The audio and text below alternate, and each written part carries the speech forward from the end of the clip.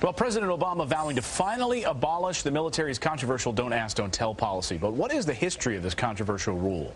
For a closer look at the origin and the pros and cons, we turn to Fox News military analyst Colonel David Hunt. Good morning, Colonel. Hi, good morning. So we know a little bit about the origin of this. This was a Clinton-era policy, and it was basically struck because of a compromise. President Clinton had wanted to allow gays in the military, but that didn't go over well. So how has this worked over the past decade?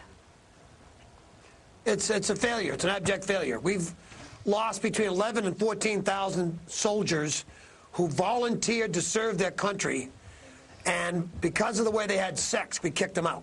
We have needs of people that speak Pushtun, foreign languages. Being brave in the battlefield has nothing to do with how you go to the bathroom or how you have sex, and it's more than time to change that. If you volunteer to serve this great country, we should welcome you, not push you away because of some arcane attitude about sex. Yeah, it's like a civil rights issue. I find it absolutely absurd. And let's go back just a little ways, back to 2007, because back then on the campaign trail, then Senator John McCain said, look, when I hear from the military brass that they want to end don't ask, don't tell, I'll get right in line with them. That's what happened. We heard from Admiral Mullen. We heard from Secretary of Defense Gates. And then John McCain had this to say the other day. Take a listen. At this moment of immense hardship for our armed services, we should not be seeking to overturn the don't ask, don't tell policy. Why is John McCain flip-flopping here? It's just too damn convenient for McCain to be doing this.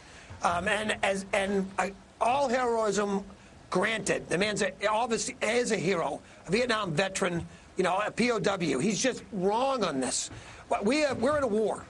We have got guys deployed for 8 years in Afghanistan, almost 7 years in Iraq. And somebody says, I want to serve this country, and McCain wants to say, if you're homosexual, you can't serve. It's wrong. Well, Colonel, we need these kind of people. But Colonel, we need all of them.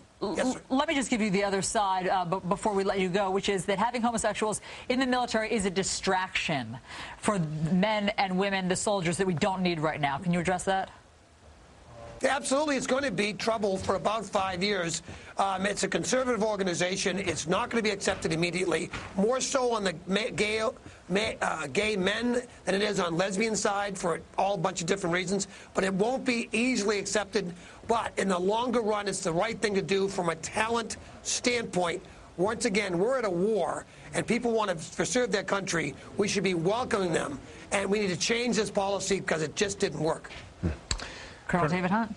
Thank you so much. Thanks for joining us.